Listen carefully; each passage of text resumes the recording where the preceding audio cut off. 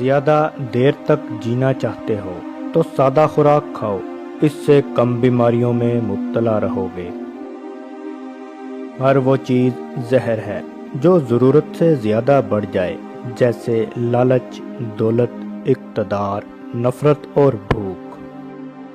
انسانوں پر اس وقت رب کی رحمتیں برس رہی ہوتی ہیں جب اس کی آنکھ سے ندامت کے آنسو بہہ رہے ہوتے ہیں۔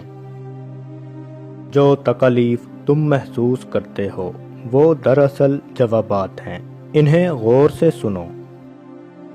اپنے خیالات کی ایسے حفاظت کریں جیسے آپ اپنے مال کی حفاظت کرتے ہیں۔ وہ لوگ اپنا مستقبل کھو دیتے ہیں جو اپنے حال اور ماضی کے مابین ہر وقت لڑتے رہتے ہیں۔ کون سی چیزیں انسان کو بری لگتی ہیں، اسی سے انسان کی شرافت کا اندازہ لگایا جا سکتا ہے۔ خطرے سے مت ڈرو، اس کا سامنا کرو، ایسا کرنے سے خطرہ آدھا کم ہو جائے گا۔ وہ درخت ہمیشہ مضبوط ہوتا ہے جو اکیلے نشوونما پا کر بڑا ہوتا ہے۔ وہ شخص در حقیقت مر جاتا ہے جو کسی کے دل سے اتر جاتا ہے۔ اپنی طاقت کو کبھی انسانیت کے خلاف مت استعمال کریں، آپ کی طاقت نعمت خداوندی ہے۔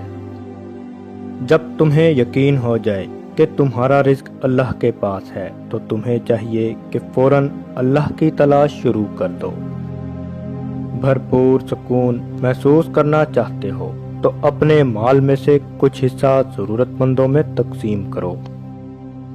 اپنے گناہوں پر شرمندہ نہ ہونا ایک ایسی مہلک بیماری کا شکار کر سکتا ہے جس میں صرف رسوائی ہی ملتی ہے۔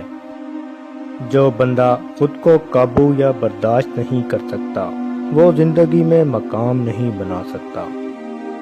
بدن میں طاقت پیدا کرنے اور کمزور جسم پر گوشت چڑھانے کے لیے 2 چیزیں کھایا کرو۔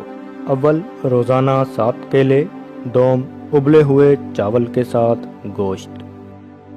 بے وقوف انسان کی خاموشی اسے عقل مندوں میں شمار کرنے کے لیے کافی ہے۔